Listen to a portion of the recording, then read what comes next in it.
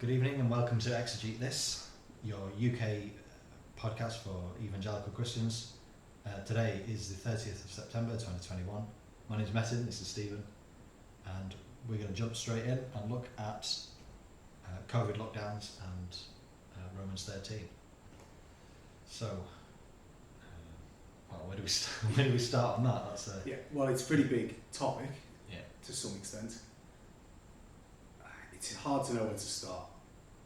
Whenever someone asks me what my opinion is on all this sort of stuff, my instinct and tendency is to go right back to the start and then walk them through every tiny step of my progress and my thoughts. That's probably not the most helpful thing to do, but it probably is helpful to jump reasonably far back to set the scene for what it was like and what it felt like in the UK, and to then think about what scriptures should be brought to inform the situation that we both found ourselves in then and find ourselves in now. So is it worth sketching sort of a little bit of sort of anonymised background for us? Sure. Okay. So lockdown starts towards the end of March. Yep. In 2020, we were members of a evangelical, regularly worshipping church, and like almost all churches, some a while before ours, they suspended in-person worship and moved to some sort of online service. Yeah. Did you have any instinctive reactions to the whole COVID scenario by that point? Do we need to go back earlier in the year to find out what you thought about COVID before lockdowns came in, or do you want to just talk about what your instinctive reactions were to both our church and the churches in general Other churches shutting down? Because let's be honest, that was almost a uniform decision. I'm not trying to highlight a particular church out above anyone else. Yeah. It was pretty well the same across the board. Yeah, so certain churches closed down or closed their services, and that didn't really come as much of a surprise. But I think for us, and for me at least, it never entered my mind that we would close. That just seemed, well, of course we're not going to close. I'm very happy to continue meeting. Lots of other people were happy to continue meeting. We had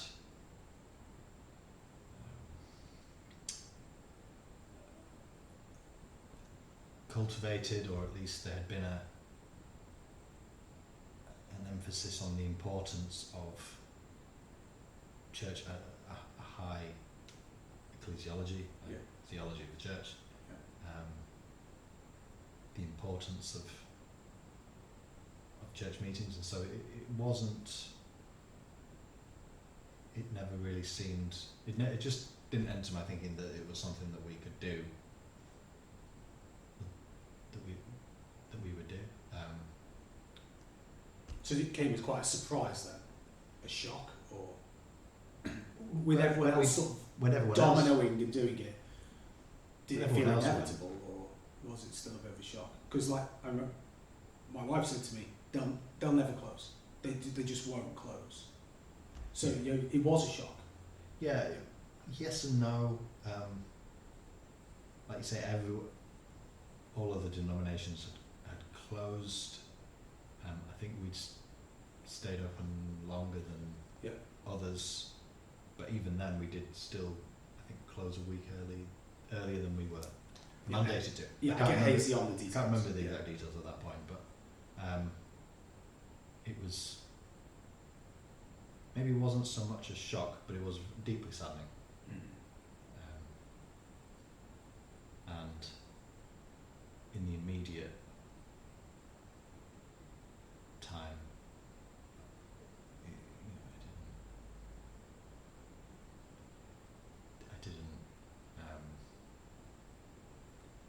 it didn't instantly say no. It wasn't an instant no, we should be doing this. But it took a week or two. It only took about a week or two. I mean, I remember that first first time, it was so awful. The very first Sunday where we were just sat in here, obviously you weren't here, but our family was sat down here. We could see our pastor on the screen, and it was extremely upsetting. But it takes a while for you to actually put those emotions to the side and actually analyse what's going on. Yeah. What is this?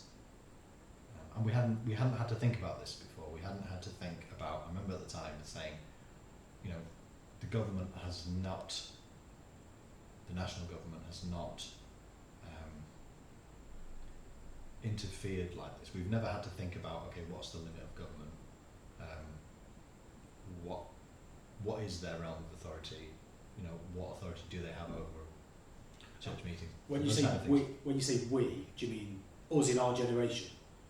It can't be the church historically. Not the church, obviously not the church down through the centuries, But for us in our certainly- lifetimes, or certainly in our lifetime and in our parents' lifetime, yeah, certainly,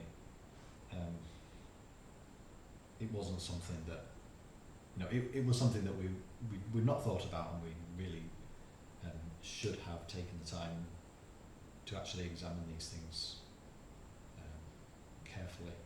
yeah. So we were unprepared. Yeah, I would say the church here in the UK was very unprepared for that. I think I'd agree with that. I feel that in many ways the church in the UK is a comfortable church. We have surplus money on the whole. I know churches are often short of money for all the things they want to do, but we generally have surplus money. We have plenty of food. We generally own buildings or have access to cheap buildings.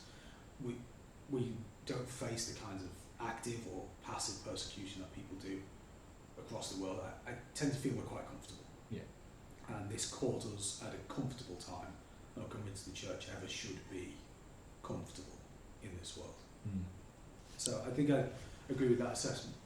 I want to just pick up on one thing you said. So you said to be here with your family was really distressing to see the pastor on the screen and know that everyone else is in their own little houses. But things can be distressing without being wrong. Yeah.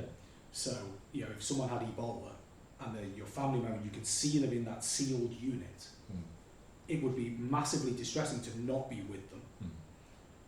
But it would be the right thing to not be with them, I think. Or at least you can... As far as my knowledge of Ebola goes, yes. Sure. Yeah, sure. Yeah. Massively contagious, all that sort of stuff. So I want to at least throw that out there, that we need to not understand our response to COVID and what the churches did as an emotional response, or as a purely emotional response. So if that happens, we think that this situation is saddening and terrible, therefore it must be wrong. Yeah, we're not. I'm not saying Is a straight line, but it is interesting, and I think quite meaningful, that some people didn't feel sadness at all at the loss of in-person meetings. Yeah, I don't know. I mean, well, I know some people found it exciting and thrilling and exhilarating right? Okay. because it's novel and Okay. it is a new way of doing things, and that's so. The sadness certainly wasn't across the board, and I think a lot of people can put up with sadness in a situation like that when they understand it's necessary. When they understand it's necessary. So you think, oh, here's a sad situation, but it needs to happen, therefore we cope with it a lot better. So really, that's what the next thing to get into is like, was the sadness to some extent unnecessary? In that, should it have been avoided? Was there any circumstance in which the church should have shut down, could have shut down, either temporarily or long term, that you would have been happy with? Was it your assessment of COVID and the situation, or is it an unchanging principle, like Christians can never deny the name of Jesus? There's just not a situation where you can say it's okay to deny the name of Jesus in this situation. No. It was a sadness because just of where we were. So even if COVID was the disease it was made out to be, just glancing back over some numbers, 80% of people are going to get it and 1% of them are going to die. Yes. Yeah. If it was that, and we shut down, and I'm not necessarily saying it's right to shut down in those situations, but if that was real and we shut down because of that, it's still upsetting because Yes. the church isn't meeting. Yeah. Regardless of whether it was Ebola or whether it was just a sniffle, Mm-hmm. then just the fact that the church wasn't meeting and it was all online and it was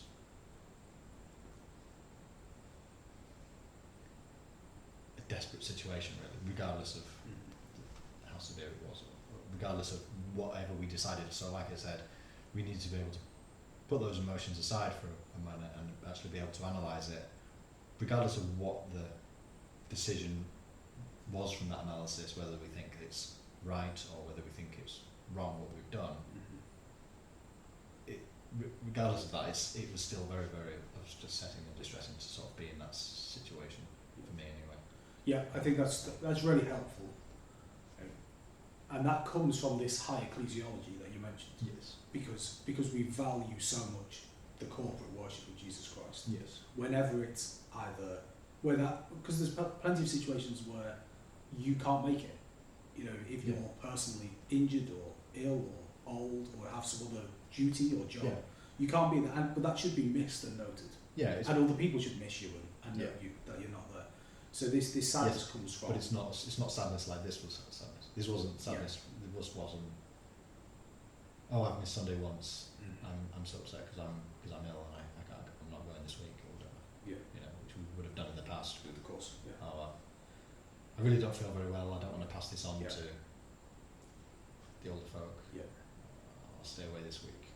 It wasn't like that. This was obviously something very different. The church wasn't meeting, and as far as we were aware, there was no church meeting whatsoever in the whole of the UK. Yeah, I mean, I remember you saying to me, I can't exactly remember, it was probably a week or two after, do you know of any church meeting in Bradford? Yeah, so we're advancing a little bit Yes. there, aren't we? But Yes, that's the state we it was. we weren't aware of anyone whatsoever. There was, as far as we were aware,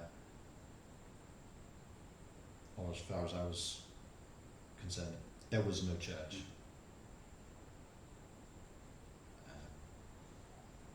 Anywhere in the UK. Maybe this would go into what that means or what a church is, but you know, that was you were very sort of aware of that whole situation. Yeah. And so it was very distressing. Moving on, like you said, within 2 weeks, I was ready to rebel. I was ready to say, well, what? And I said to you, do you know anyone that's meeting? Yeah. Because I was ready to go somewhere and meet. And that came as a surprise to you. It did. Yeah. Yeah. So for me, I'm sort of used to being a bit out on the lunatic fringe on pretty much everything. So by the time the lockdowns came, I thought they were a bad idea, but I assumed I was the only one who thought they were a bad idea. I also thought that the church probably shouldn't have closed, even if it had been a lot worse than it turned out to be. You know, so even if those predictions had come true, I am happy to grant that the church can shut. Yeah. And times it would be right for them to do so. But I think it's quite important that it's done under their own authority, and it's done in such a way that recognises what is happening. So, and we might get into this a bit later, that online church cannot in any meaningful way replace what has been stopped. Yeah. And so And so I'm not saying it can't ever be stopped, but by the time the lockdowns came, I thought they were a bad idea, and the church shouldn't have closed, even if it was going to be really serious.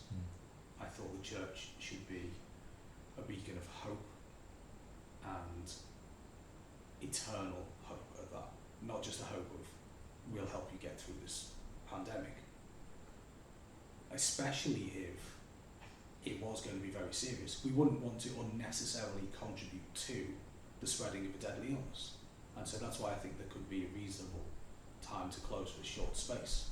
But the church is the only institution that can offer any eternal hope for people with a deadly illness. Yeah. And it seems to me that while it's great to put stuff out there online, and people should, praise God for all the good online content that there is something special and God honoured by the church meeting and the gospel being preached and praise being given to God, and that should have been done at a time of national disaster, including an illness. So I was thinking all this sort of stuff, but didn't know anyone else who thought it. I didn't expect anyone else to agree with me, because that's often what happens. And so I wasn't surprised, I was saddened, but I think because I expected it all to be completely different to what I thought should happen, which is usually quite good. I don't think if everything that I've ever thought happened came to play, it'd be a disaster. I'm not right all the time, but I'm used to being different. So when it came, I was sad, but it wasn't unexpected, I think. And so when you mentioned that, do you know anywhere to worship? Like, that came as unexpected, because it sounded like you might be thinking the same as me. And that threw me. It's not that, I thought we always disagreed on everything. Yeah. But, this seemed like a divisive issue, the kind of thing I don't try and go out my way when I was a student, it was fun. You argue about everything, and it's good, you're learning lots and brushing up against each other, but I try not to go out my way to be divisive. I don't always succeed, but I try not to. Yeah. And so I was really surprised when you said that you were looking for someone to worship, or would at least consider going for someone to worship. So that really threw me in a positive way, because I really didn't expect anyone else to think the same. And we have to remember what it was like back then. I just didn't know anyone who thought like me. Yeah. At all. I don't really watch the news, but the bits that I was getting, obviously for my business I had to keep up with the gov.uk website. It was chaos, and nobody knew what was happening, but there was one sort of overarching narrative, which is, if you're locked down, and you do what you're told. Yeah. I didn't know any Christian disagree. A few weeks later, I met a guy, this is actually a few months later, I met a guy who, while it was still illegal, was going to like a blacked out pub. But that was the first person I met outside of you who disagreed. Yeah. And so it was a very odd time. Yeah. And so I wasn't quite as surprised when it happened. But it was very, very sad. Yeah, so I'm trying to maintain a consistent response here to say I respect that initial decision. Yes. So like what you said, Yeah. it should remain, it should be, there are situations where a church can close, and that's okay, but it should remain the in the authority of the leadership of the church, the elders of the church. Yeah. They should make that decision. And our elders made that decision. Yeah. Initially. Yeah, I think so. Or maybe emphasis on initially a bit too strong there, but initially they made that decision, and I respect that, that's fine. Yeah. But what I've also consistently said is it should have been clear fairly quickly, 2 weeks, 4 weeks, 6 weeks, there was a mistake. And the only way, unfortunately, the national government, the UK government had started going down a path, moving goalposts, changing things, changing narrative, changing things, church elders had also gone down a path of saying, okay, yes, the government is wise in this. They're making the decision to close, and then step by step that seems to shift, the goalposts seem to shift along and agree that the government is wise. It just seemed it was never going to end until somebody said, both in terms of the government, we've made a mistake. That's Yeah. the least pain would be to say, okay, panic over. Yeah. Maybe that was a bit beyond what was necessary. We've made a mistake. Let's everyone go back, keep calm and carry on. Yeah. In the UK, and if the government weren't going to do that,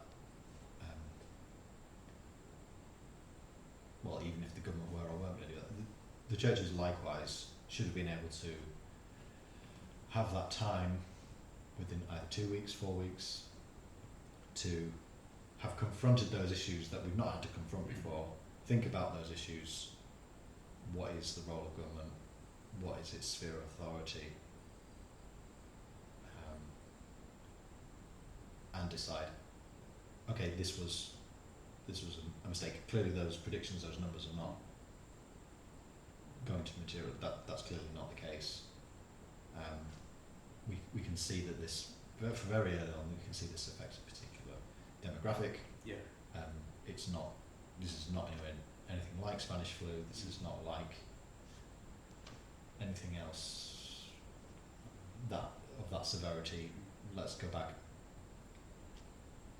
Not that necessarily it was a mistake, given the information that we knew at that time. I was just going to say that actually. Yeah. But that given the time to reflect, given the new information, given the statistics that were coming out, okay, this isn't right. Let's go back and worship. But unfortunately, they went down a path that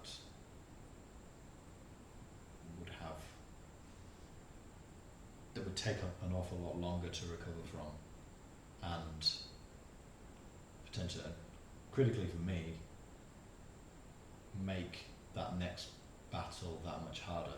Yes. So, for me, the important thing to remember throughout all of this is that Jesus Christ is King. Mm-hmm. He is Lord. He's King He is head of the church. Yes. And He is head over the government. He is an authority over them. That was something that our government used to actually recognise, that there is a law above them, and that they should submit to that authority and to that law. And so, standing up and telling the government, no, you stay in your lane, is a phrase that we've come across fairly recently. No, this isn't your jurisdiction. This isn't your business. This is you've overstepped your authority. Telling them that then in March 2020 or in April 2020 would have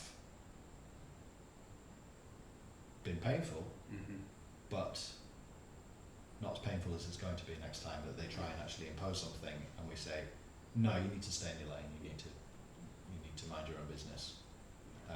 This isn't your authority. And they'll say, clearly it is. We've had precedent has been set. Yeah. And it's worth emphasising there were no easy decisions. Yeah. I remember thinking about the elders of our church and other churches, praying for them and thinking, God, I'm glad I'm not an elder.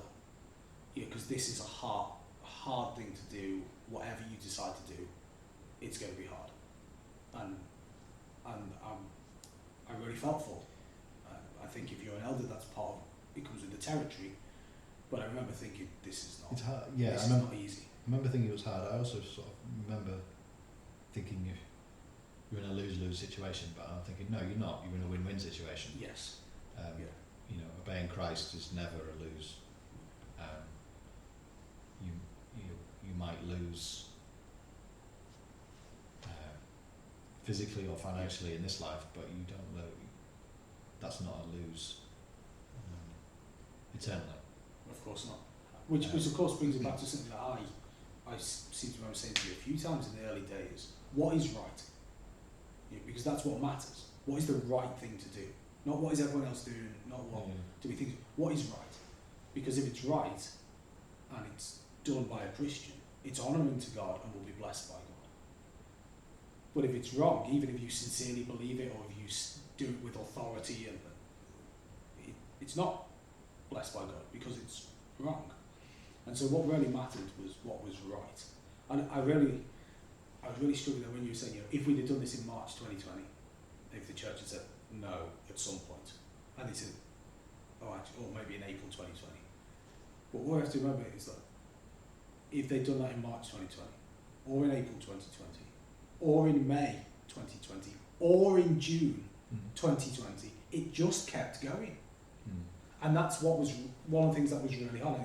Is this point, but it was down a road, it was down a path that became very hard to turn from.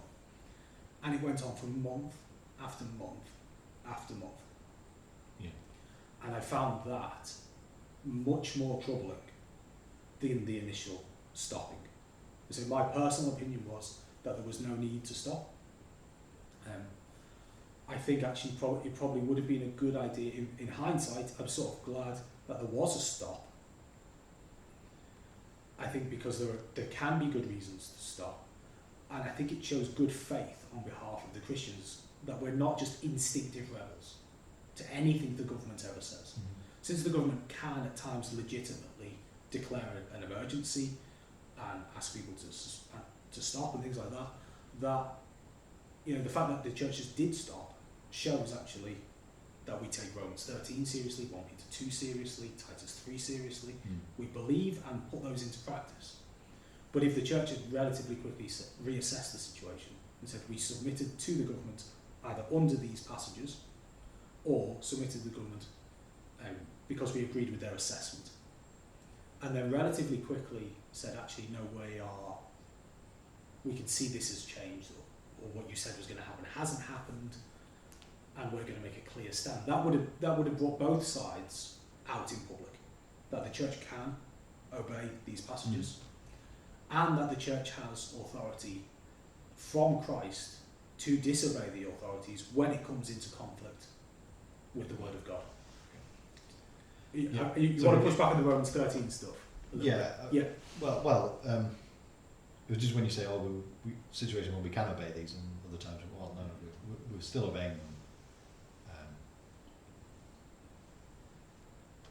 Should we have a look at Romans? Should we actually exegete? Yes. That's to draw, to explain something. Yeah, I think that would be worthwhile, because I think this is really key. It's come out in the discussion already that you clearly believe, and I clearly believe it, I think it's probably come out, that there are times when you should disobey the state.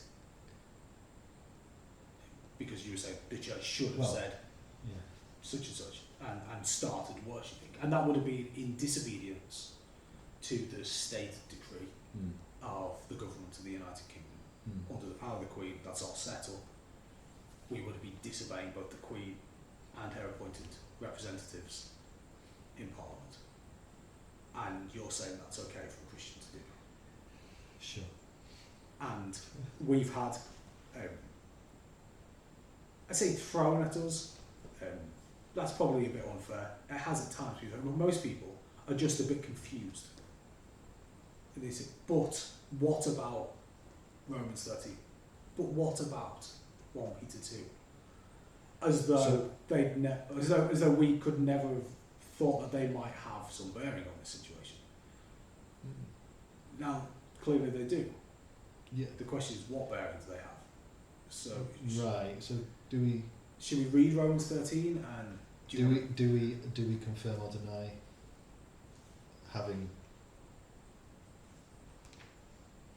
met during restricted times? Fine with me. Yeah, we broke the lockdown eventually. I seem to remember being very clear with you that I would not break the lockdown for anything. Yes. Until churches were meeting. Yes, so, I was. We were careful not to. Yeah. I think I might have walked the dogs twice on one day. Okay. So, maybe I walked the dogs twice when I was maybe very early on, but it was firmly in my mind that, okay, let's go along with this. Yeah. Until the point where I'm going to do it out of a particular obedience Yeah. to the commands to meet, worship, sing, Yeah. pray, break bread, and those things. Although we didn't do all of those things immediately, we wanted to start meeting, start praying, singing together. And so we did that, and we continued through lockdown 2. Yeah. And so you shouldn't have done that, Romans 13. Yeah, that's You right. need to obey government, Yeah. Romans 13. Yeah, and I think that's for me. I think these issues of obedience are first of all things that you have to settle between you and God. So we don't do obedience to the state when it's right for us to obey the state, just so the state can see us obeying them.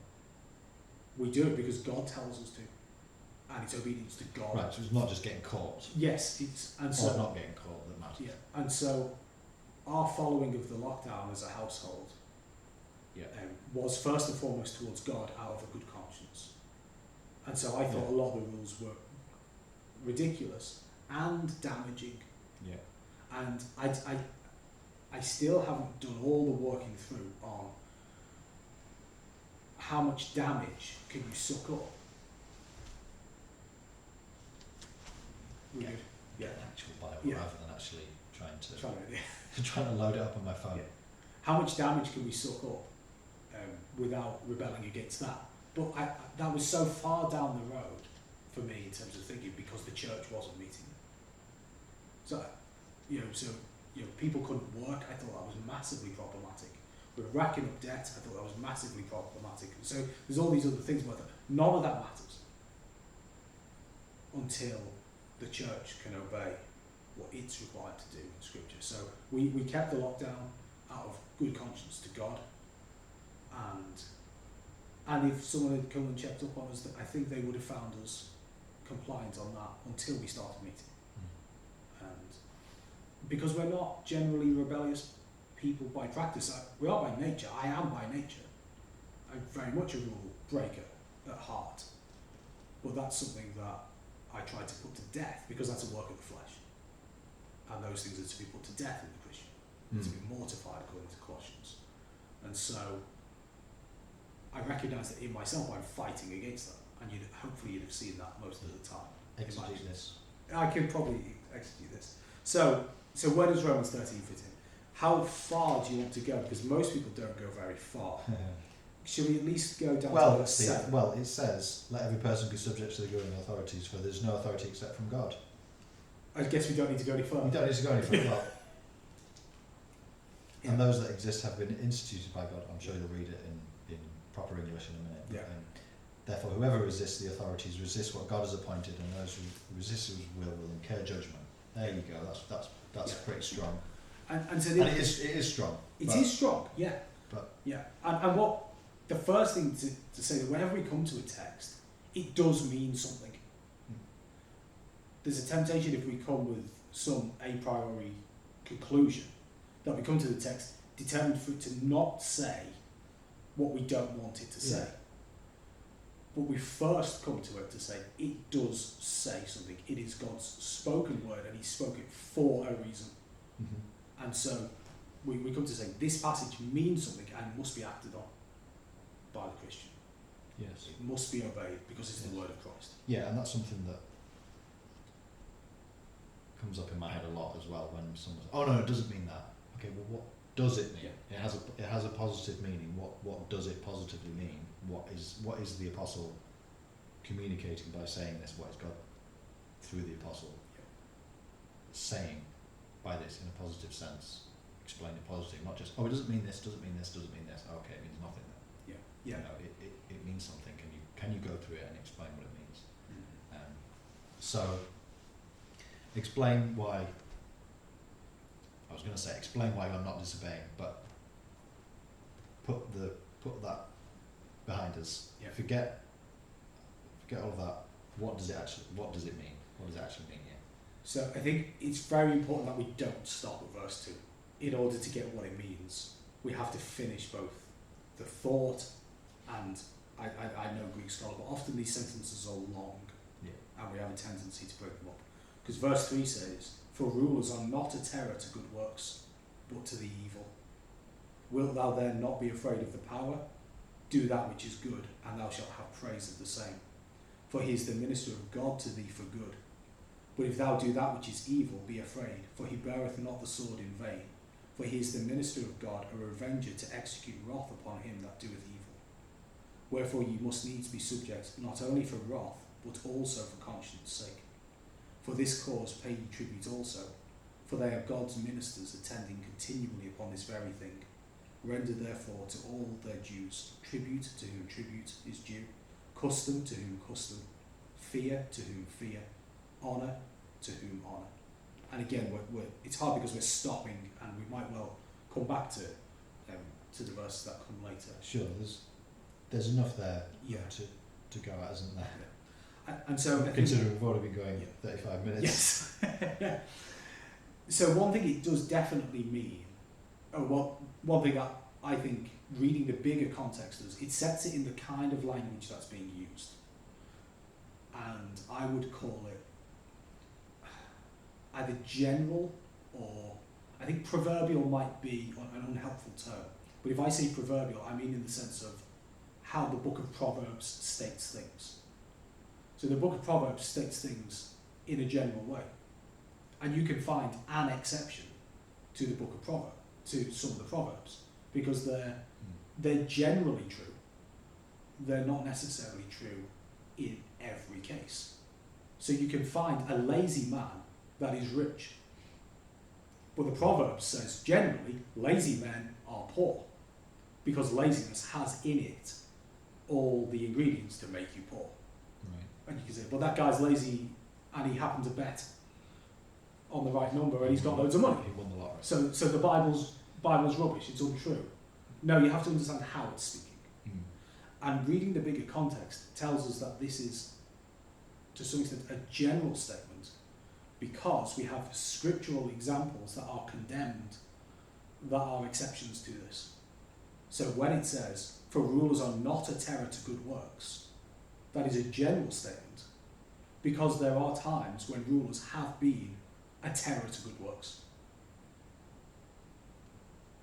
Okay. So this is something that is setting a general framework and a general pattern for the Christian life, is that we obey the government, we obey the state, because in general it is in their interests to reward good.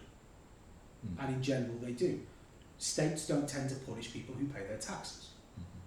Paying taxes is a good thing. So when you do your good thing, they're not going to terrorise you for it. They're not going to punish you for paying your taxes, because you're doing a good thing and they're not a terror to good things. And so it's setting this general instance, because it says, "If thou do that which is evil, be afraid, for he beareth not the sword in vain." The sword was the exact instrument that Herod used to kill James for preaching the good news of Jesus Christ. Well, should James have been afraid? Was the wrath coming on him justly? No, it wasn't. So I'm trying to be careful not to do what we said we shouldn't do, just explain away this. But we're doing the opposite. We're not saying, oh, therefore, because there are these exceptions, this doesn't apply. We're saying actually this is the generality of the text, but it cannot be exclusively understood to apply in this exact form to everything the government ever says. And all Christians know that. All Christians know that on some level, because they know that if the state says, do not preach the gospel and deny Jesus Christ as Lord, they cannot do that. And they would, at that point, be able to say very clearly and correctly, well, they're asking us to do something that's wrong. And we can't do that. We're Christians. And so all Christians know, I think instinctively, that this is not a blanket statement, that anything the government says has to be true all the time and obeyed all the time. it doesn't get to define what's good then. So this is So- a very important second point to go on to. I'll let you take that. Go on, yeah. Well, I just said it. Yeah, well, expound on it. So in there when we talk, like I said, it's very strong.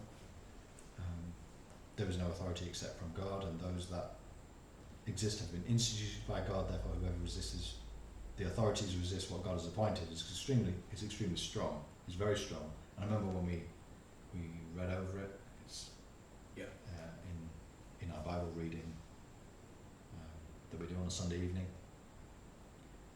It's strong. Yeah. And it's sobering when you read that and you know that you're disobeying what the state is saying. But like I say, it doesn't stop there in verse 2. And those who resist will incur judgment, like I said, it's very strong. 4, rulers are not a terror to good conduct, but to bad. Would you have no fear of the one who is in authority? Then do what is good, and you will receive his approval.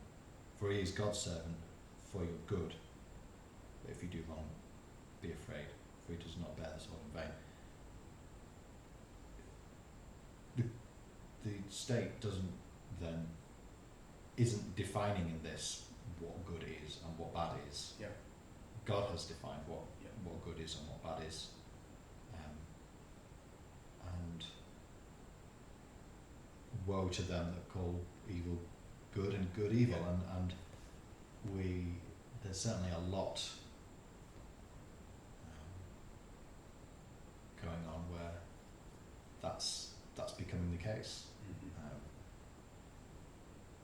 Abortion, for example, is one where it's changed from what people used to say safe, legal and rare. Now it's put out there as a moral good to save the planet because you're reducing carbon footprint or whatever.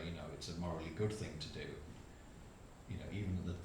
Even in days gone past, they would say this is a rare, when they wanted to legalise it, this is a rare thing. Now it's just celebrated and this is a moral good. Things have moved on and things have progressed.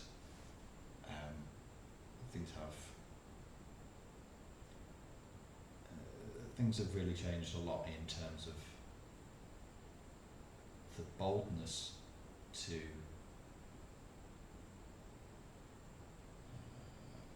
spit in God's face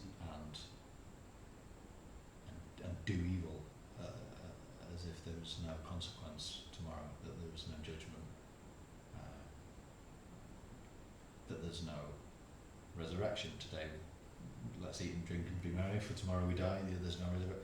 But no, I've gone on for a bit of a tangent there, but God has defined what is good. Yeah.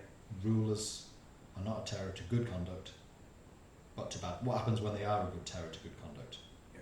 If they are a terror to good conduct, are they being obedient in their instituted position?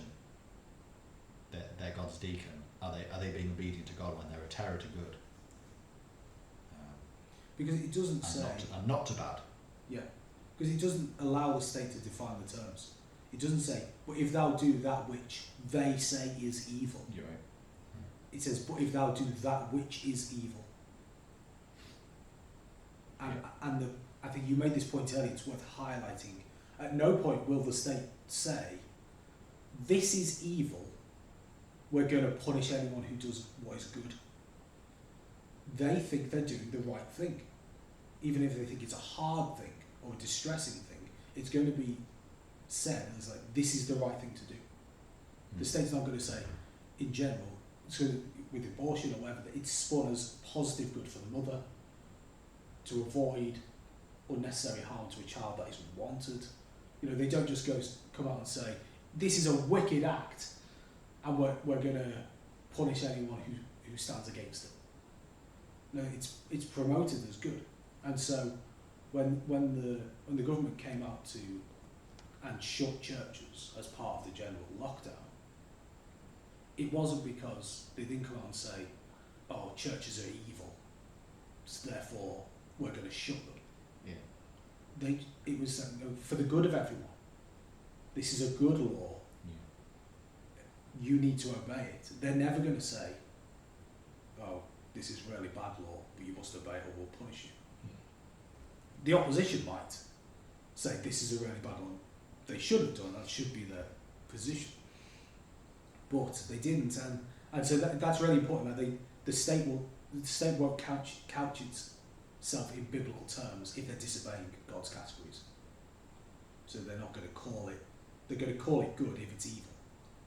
Right. And then punish you for, in their terms, not doing what is good. Yeah. But they don't get to define that. Mm. I don't know whether I made that less clear than what you'd say. Yeah, maybe. But they don't get to define good is good and evil. Right. And we come to the scriptures to define what is good and evil. So, historically, and I tried to have a look at sermons from our old church on Romans 13 to see if they preached on this. I couldn't find any, but if you'd preached consistently before this, the Romans 13 means unlimited authority for the government, then fair enough. Yes. But I don't think anybody ever. Well, no, because I don't think anybody ever has done that. Yeah, like I said, because no Yeah. Christian believes that. Yeah. So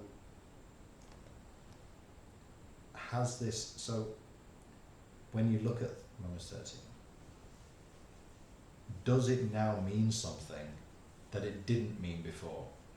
And if it does, then that's probably a sign that you've read that in. Yeah. That you have. Now, that's not to say that, you know, we need to continually try and work out how to apply this to our lives, which is changing. This is what the meaning that this contains doesn't change. So if this now contains meaning that it didn't have before, and there's nothing in here about, well, the government has authority, it's their duty to keep you safe in that sort of broad sense.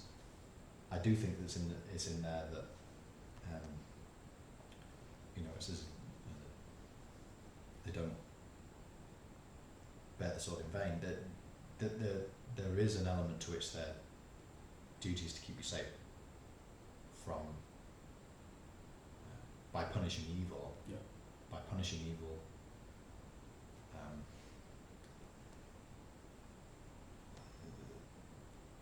That in effect acts as a deterrent against other people also doing that evil. Yeah. But also, it's. I think the state has authority to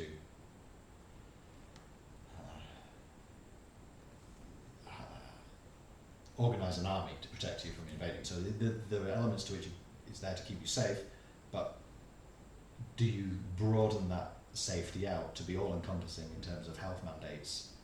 You know, that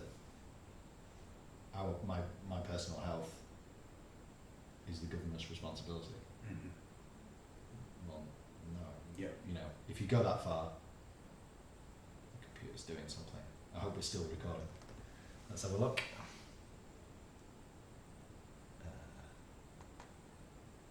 We seem to be. Yeah. Good. We seem to be. There's some random pop-up. And I've forgotten what I was saying. You know, health mandates. Yeah. So, you know, So you know, we're not going to object to being pulled out of a burning building, correct. right? But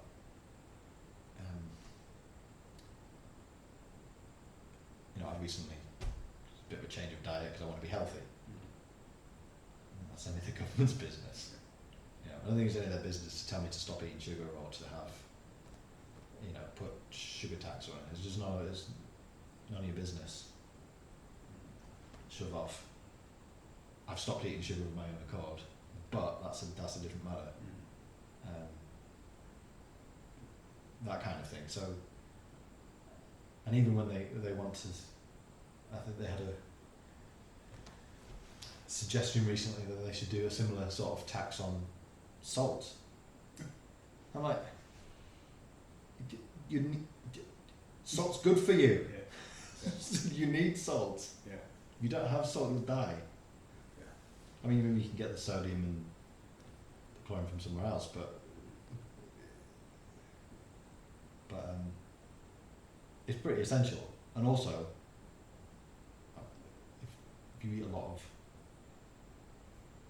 vegetables, and and you don't have the sugar that they've kind of taxed, you kind of need more salt. So I find it completely immoral on that level that it's you need this, but also none of your business. Stay out of it. My health and my family's health is my responsibility. So what we've done now is So actually we've diverted quite a way. But we've expanded. We haven't. But we're addressing the other big issue that must be addressed in Romans 13. So one is the definition of good and evil. Right. Firstly, we set the stage that the Christian's general approach is to obey. Yes. That should be our normal default wherever possible. Yeah. We obey. Some of the laws are dumb, we obey.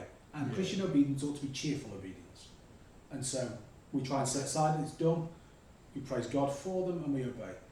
We recognise that they don't get to choose what is good and evil. But also, so that's the first one, the definition of right and wrong. The second thing you brought in is the extent of their authority, the limit of their authority. And that's also really important. If I can give an example that someone else, I can't remember where I first heard it, but I found it very helpful.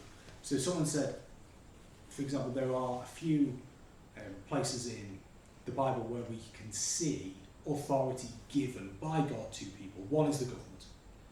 And I'm not saying which government? Governments.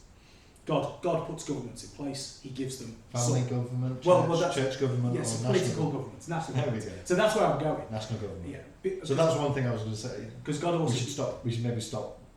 Yes. And what I've tried to say is, Yeah. I've said national government, state, UK government. I've Yeah. tried to avoid saying government because Yeah. the family is a government Yes. and the church is a government. That's right. So I was going to say that God has given authority to the church, Right. and He's given authority to the father and the husband. Right. And I don't think, and I'd be very happy to agree, this is my position, I don't think most Christians who've argued for a pretty broad application of the authority of Romans 13 would allow the same kind of broadness when it comes to the church and when it comes to the husband or the father. And I think they would be right to do so. If you say, well, I'm the father of my children, I'm responsible for them, I can make any decision I like at all and nobody can say I'm wrong. And I get to decide whether it's right or wrong. We would all go, no, you can't do that. Well, that's abusive. Well, sometimes you have to say to your kids, because I said so. Yeah. Yeah, and it is a bit fun. I'm not sure whether you should agree. But there's that bit in Hebrews which says that we all had fathers who chastened us after their own pleasure. And it's like, I both experienced You've that. got a reference for that one. That's one of your King James Yeah. references there, isn't it? Come Yeah. on, give us a. I think that's Hebrews 12. Most of the things I think of are in Hebrews, I just never quite know where they are. Yeah. Discipline. Yeah, it's Hebrews 12:9. Furthermore, we have had fathers of our flesh which corrected us, and we gave them reverence. No, it's not there, is it? And it's verse 10. For they verily for a few days chastened us after their own pleasure, Okay. but he for our profit. Okay. I've got as it seemed best to them. Yeah. So. Yeah, it's the same general. Okay. Pleasure doesn't necessarily, in that context, doesn't necessarily mean enjoyment. Yeah. It means of their choosing. Yeah. Okay. Yeah. Yes. Yes. And I think we'd be right to say, look, you can't be like that as a husband. You don't get to define what's right and wrong in your marriage, then act on it like a dictator. Right. Yes. Yes. There were some things that don't matter, that when I've said it, the very fact that I've said it matters. So you know, it might be a thing that doesn't matter that much. Yeah. But if I've said, I'd really like that cup to be on there. Don't put the cup on. Well, it's not morally right Yeah. whether the cup is on the thing or not. Yeah. But I've said, because I said so. Can you put it on Yeah. there? You know, that kind of. I don't know why I've gone down that. Well, that would be an example of if you've got good reasons for it. That I think that could. You're not making a moral case for it, but you're saying that because I have authority, I get to delegate that in how it works out in practical terms. But if you're a Christian and you're married to a Christian, you don't get to say to your Christian wife, "Oh, you must not call Jesus Lord. You must call me Lord instead." Yeah. Now, because that's not just the definition of how you arrange your affairs that the Bible doesn't speak to. The Bible speaks very clearly to the fact that Jesus is Lord and we confess him as such. And you're commanding someone to do something that's evil. And you don't get to say, yes, but God gave me the authority to do it. Right. And so exactly. and because Jesus has authority over that. Right. Exactly. And you don't. That's right. As the husband. And so what matters here is how large is the extent to the authority that God has given government, because it isn't universal. There are these other governments. I've slipped into the trap. The national government. God has given these other governments, and they're separate, and they're going to interact, and that's where it's going to get messy and sometimes confusing. But I think, again, once it's laid out like that, to say there are these other institutions that have God-given authority, and we wouldn't allow any of them complete unfettered authority, because that would of necessity conflict with each other. Right. So how do we separate out these authorities? I think that's a really key question. So Romans 13 generally applies. The state doesn't get to dictate good and evil, but the state also doesn't get to dictate the extent of its own authority. Yes. Its authority is given to it by God, whether it recognises that or not. And since this was written in the 1st century, I doubt any of the Roman emperors recognised that they were put there by Almighty God. Yeah. They thought they were Almighty God. Yes. Or one of the many gods, at least. They thought that they were a god in a pantheon of gods. And so... Well, wasn't it on the Caesar's thing? Is it the quote that Paul takes and applies to Jesus? Isn't that something? There is no other name under heaven under which you must be saved. Yeah. That was a thing. It's like a riff off the Caesar thing. So it was a Caesar thing, but Paul's used it to say Jesus. Yeah. There is no other name under heaven under which you must be saved. So since they don't get to, well, the point was that they don't have to recognise where their authority comes from for it to have come from God. Yeah. Yeah. And so God gave them that authority, and God gave them that authority with bounds that he expected. And I think in his good grace, and we might call this, there's a theological term for it. It's like ordinary blessings. I can't remember what the theological... Common grace, that's right. How did you forget that? I forget all sorts of things when I need to remember them. In his common grace, the bounds of government are often fall in the right place. Now, I think governments have a tendency to go too far, but they don't usually start in the wrong place completely. So governments tend to want to look after their own people, protect their own people, punish murderers and sedition. Yeah. So they start. Now, I appreciate they can do that badly, and they can spread out further than they should, but they don't tend to start. When a man is made a king, his first thing isn't usually to order the private affairs of each husband. So scope creep, basically. Yes, They get so they start in the general ballpark, right. and then They tend to expand. they do tend to expand or abdicate, or a combination of both. Yes. They could sort of shift rather than expand it, and some of the things they should be doing are getting dropped off. But God defines that too. Right. Yeah. God defines the limits of the state's authority. But one of the things that's really problematic about it is that part of the authority he gave them for good use is a sword. So when they mission creep with swords. And that's a problem. Yes. So that yes.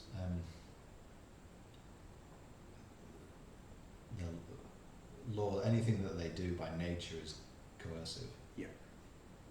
And that's often a problem when it goes beyond their jurisdiction. Have we done enough Romans 13? Have we sort of answered everything? Well, I think there are things to spin off that.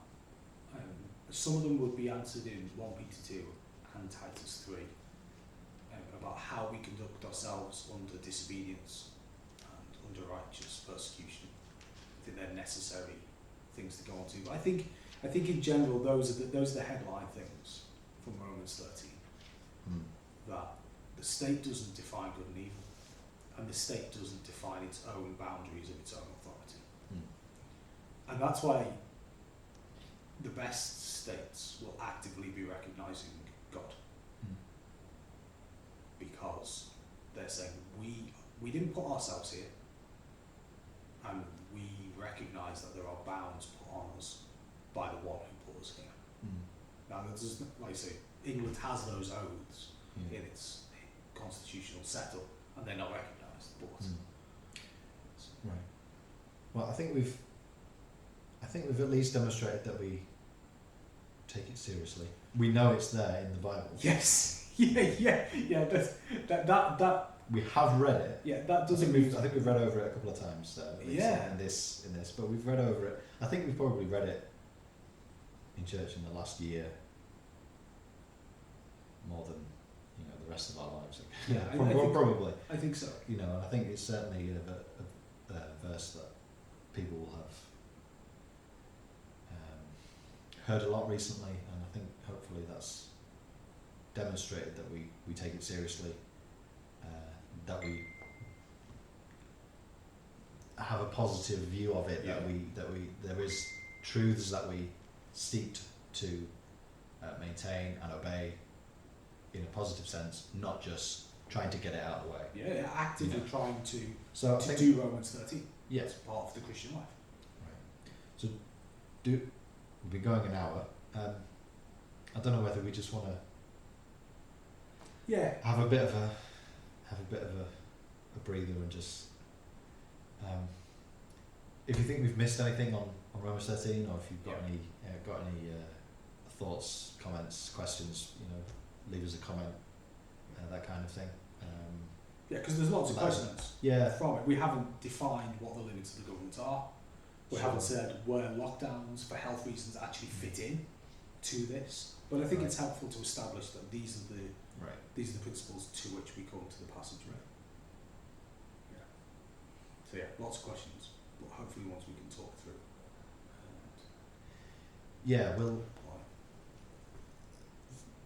have in plan sometimes to have a little section of thoughts from last time, which is usually going to be part of me trying to explain where you were weird in the previous week.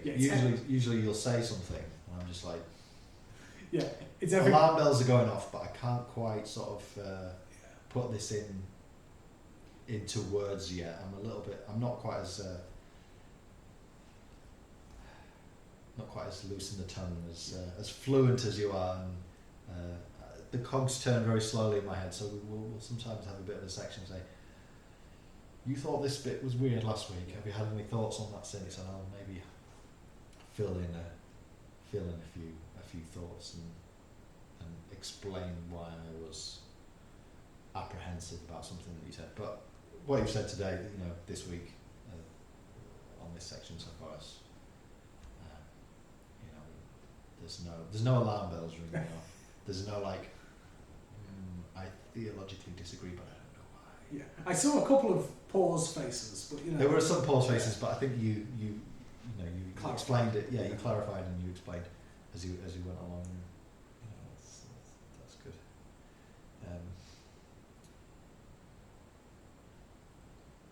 So yeah, I think we'll pick this up again on the next podcast. We'll probably try and get into the realms of the extent of the spheres, or the realms of authority, and where they apply in this situation. Do we want to cover any UK news this week? Has there anything caught your eye? No, I don't watch the news. This doesn't help. This doesn't help, does it? We're UK based. I can tell you what I've come across as I've lived my daily life in the UK.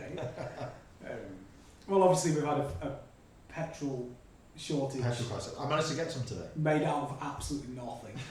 I got some petrol today. I was well chuffed. I got some diesel earlier in the week. We just waited for the major carnage to stop. Yeah, I've tried to wait it out. But like I had to rearrange my week because we collect books for work, so we couldn't drive to the Midlands because we didn't have any fuel. Right. So it has had a knock-on effect on business. But we're fortunate we can just rearrange it. All the people we were collecting from fully understood why we weren't coming, but for some people they've lost income, I'm sure. Yeah. And people have spent a lot of time queuing. I know a friend of mine who had some important errands to run, didn't know whether they were going to be able to run them because they didn't have fuel. I heard a horrible story of someone stealing the fuel out of the minibuses from a charity that gives respite to carers of children. So, in some ways it's like, are people silly, like queuing up at the petrol station? But it brings out some awful things in people. People are inherently selfish, unfortunately. And through the grace of God, that's often restrained by societal norms, obligations to others, fear of God. I mean, But these times tend to bring it out of people. yeah, I mean, we don't know their situation, what they've got going on, why they need that fuel, but so I guess try not to judge, I guess, in that sense of you don't actually know. But when I was at the thing today, the guy told me of a story of some guy filling some great big tub of thing, and it took him an hour and odd, and I can't believe it, whatever. You just can't believe. But anyway, I got some today. I was quite pleased. It's just a school run for me. Just get the kids to school. And worst comes to worst, they can walk. It's a long walk, but It's a long way, but they have to get up earlier. Yeah. Get out of the house, but. So that's some news like that I'm sort of aware of because it actually impacts my life a bit. The other one that was on the headline was this officer had, I thought it was this police officer had murdered a lady. Is this UK news? Yeah. And I think I'm only going by the headlines. The judge said, well, he's going to die in prison basically. Oh, so it was a trial today? I guess it was. I don't know, but this is what the headlines were. We should actually prepare and look into these things properly if we're going to do this. Well, you should. Then I can just respond to what I hear off the top of my head. So the only thing I thought of that was, well, not only has society suffered the loss of, and obviously the family of this lady has suffered this loss of, she obviously suffered the loss of her life, but then they have to also suffer the loss of having to pay for this person to live the rest of their life in prison. Should there be capital punishment? that would be something. That might be something for next week. Here we go. But yeah, it's at least worth saying that we pride ourselves on that being the humane and compassionate response to not having capital punishment. To lock someone away in a prison until they die there.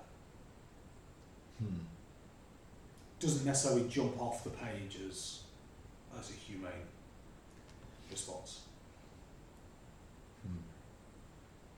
Doesn't prove capital punishment should be done, but you know, either way, like, to make that verdict of someone is a awful sentence to impose.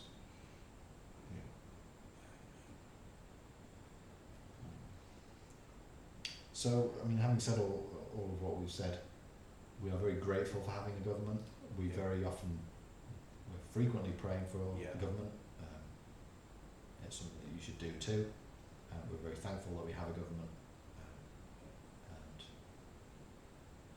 We pray that they would recognise that Jesus Christ is King. They have an obligation to obey him. Church, we believe church and state should be separate, but that doesn't mean that the state has no obligation to obey God. It means that those who run the state don't run the church, and those who run the church don't run the state. Now, technically, Queen's head of both here, right? Yeah. But functionally, they are separate. So, Church of England isn't really run by the government.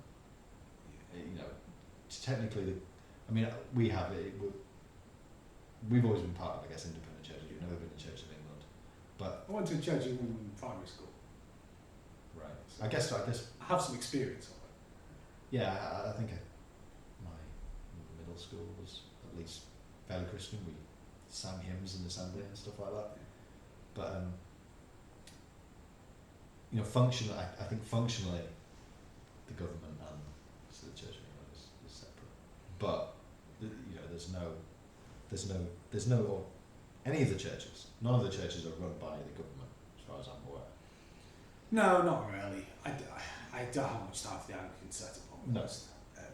If I could wave a wand, I would disestablish the church instantly. Figure out what kind of a mess that would leave, but it's a mess anyway. At least it would be a more biblical mess than this. A friend of mine, I heard a guy preach from a Protestant Truth Society or something like that, and he was an Anglican, and he heard him preach, and I wasn't there, but he said it was powerful and brilliant. But someone heard him also say afterwards, "What's that guy doing in a church run by a woman?" By which he meant the Queen.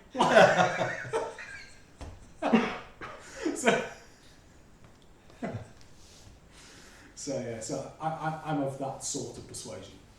But my line would be, what's that guy doing in a church run by the monarch?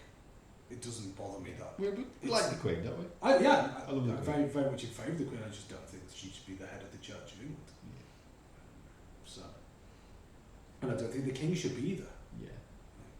That's not what God has given them all. I think I'm sufficiently unaware of all the I can imagine there's probably loads of implications that you're just not aware of. That wow, I didn't realise it. That would be concept, or that's connected to it, or whatever. So it's something that I'm quite unaware of, or unfamiliar with. But like I say, I've never been in it. I've never belonged to a church of England. It's always been independent sort of Baptist circles, I guess. So I have a bit experience. We used to go to the Church of England church for quite a period. I was in the Scouts, and I used to go there once a month on a Sunday morning, because they used to have what they call a church parade, where all the Scouts and the Guides sort of come all the way down the middle of the church with their flags, and then you sit there for the service. What's that about? It seemed a bit odd at the time. It seems even more odd now. Like we would march from the Scout Hall out onto the main road, and only like 100 yards along the road, and then turn into the Church of England church, and then come in, and all the regular parishioners were sat there, and we'd all walk down and put our flags in the holders at the front. There was a Scouts flag and a Cubs flag, and then there was a Girl Guides flag and a Brownies flag, and then we'd all sit there while the vicar opened the nod through some homily. Foreign world to me. Yeah, well, yeah. So I have some experience in it. have some very good friends who are vicars, so Right. you know, it was always good fun to poke fun at them. But they're gospel people. They love the Lord Jesus. They preach the gospel. So when I say I have no time for the Church of England, I have no time for it as an establishment. Right. But it doesn't mean that everything it ever did was good, was bad, and that everyone who was ever in it was awful. Yeah. Like J.C. Ryle's commentaries are fantastic. I've benefited lots from people who stayed in after the Act of Uniformity, and lots of people were ejected and lots stayed in. And I've benefited greatly from some of the guys who stayed in. William Gurnall, who wrote The Christian in Complete Armour, he stayed in, and his work on Ephesians 6 is fantastic. So, yeah, as an institution, no. But individuals, some of them are great. Okay. Don't get me started on that. I already alienate enough people as it is without slamming the Church of England. Okay. So yeah, so there's the UK section. Right. I've covered news and Romans 13. Okay. Well, that's an hour and 15 already. Should we? We should probably knock on the head. Should we call it there? See what people think. Yeah. Okay. And that's Yeah. us over and out. Right. Yeah. Thanks for watching. Leave us a comment. Give us a thumbs up if you like, or not if you don't.